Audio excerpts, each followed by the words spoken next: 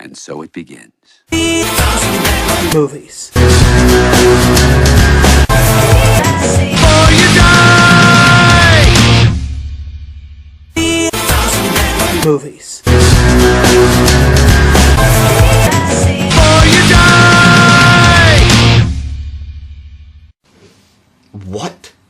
You've got to be joking. The critic with a mouth is doing his 1001 movies you must see before you die again? It's an outcry. It's a fucking miracle. He's doing it again. Yes, I'm back because I've been very busy. I've had deadlines to meet. I've had exams. I've had tests. I've had just lots of stuff to do. And the reason why I've been able to do the reviews is partly down to Critics Unknown and partly down to the fact that no one has really wanted to know about these types of movies. You know, people have wanted to know what The Lovely Bones is like, what The Wolfman was like, Alice in Wonderland, Shutter Island, or even Kick-Ass. Everyone wants to know what Kick-Ass was like, and it was fucking awesome. But that's not the point. My point for this review is a movie called Irreversible, and I'm sure many people know what this movie is.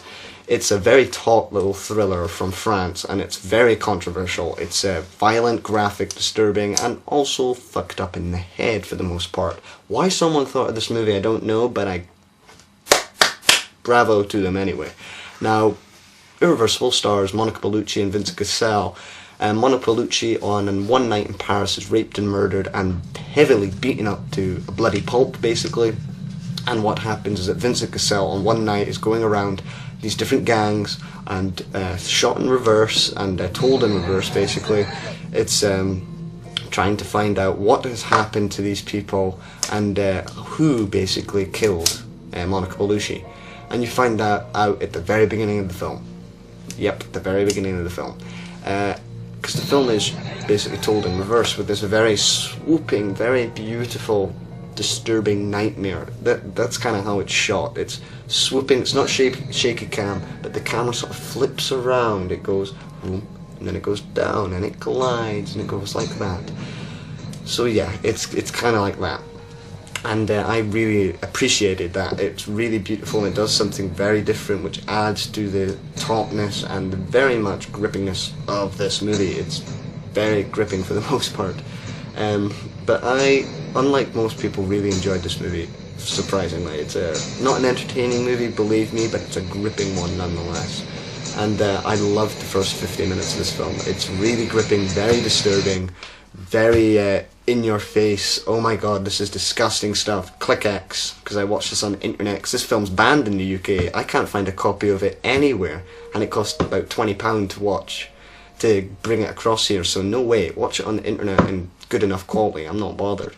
And basically it's very disturbing scenes which are very gripping to watch, down to the fact that it's told in reverse, so you don't really know what's going on. So Vincent Cassel, he goes into a gay whorehouse where guys are doing that to themselves, and basically you're just going through it, and then a guy's head gets beaten up with a fire extinguisher. Then we go to a bunch of transvestites who are taking out their dicks and going really weird and stuff, and then it goes to Monica Bellucci going down a subway train station, and then she's about to get, well, you know, the entrance to a subway train station about 3 o'clock at night where no one is, surprisingly, apart from one person who gets and then basically what happens is she's raped and murdered for 10 minutes. 10 unbearable minutes. It's not something like watching a porno. It's not erotic. It's not fun to watch. It's not funny to laugh at. It's unbelievably disturbing and unbelievably grueling to watch. It's a grueling 15 minutes, and it's completely worth it. It's a hard movie to watch for sure,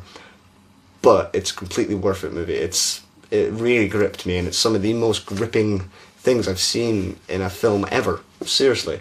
My complaint with this movie is like not what many people probably said, but it's the last 30 minutes are slow. Really slow.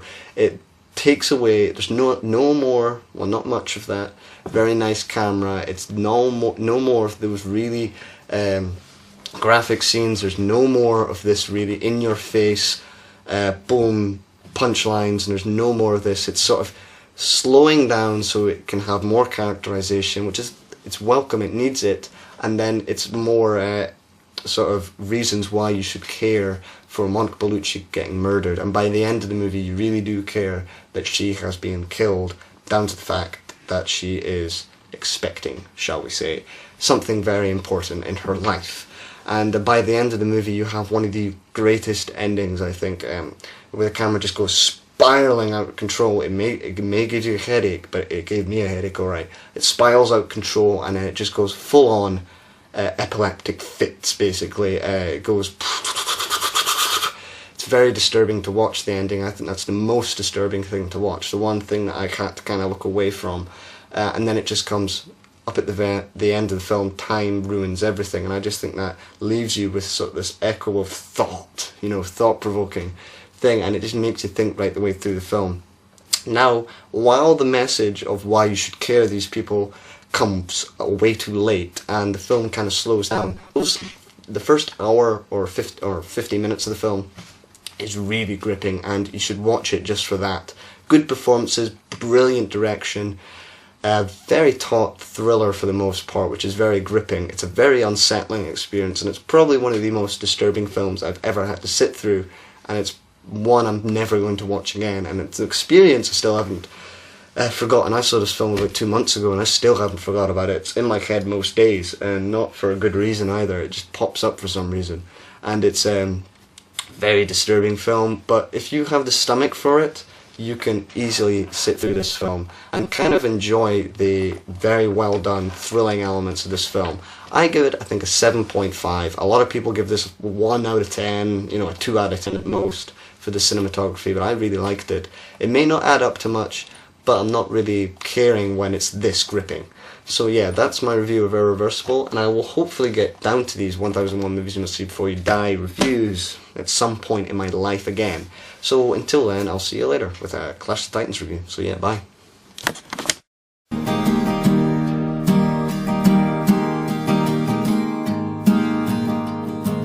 Have you ever seen a one-trick pony and feel so happy and free?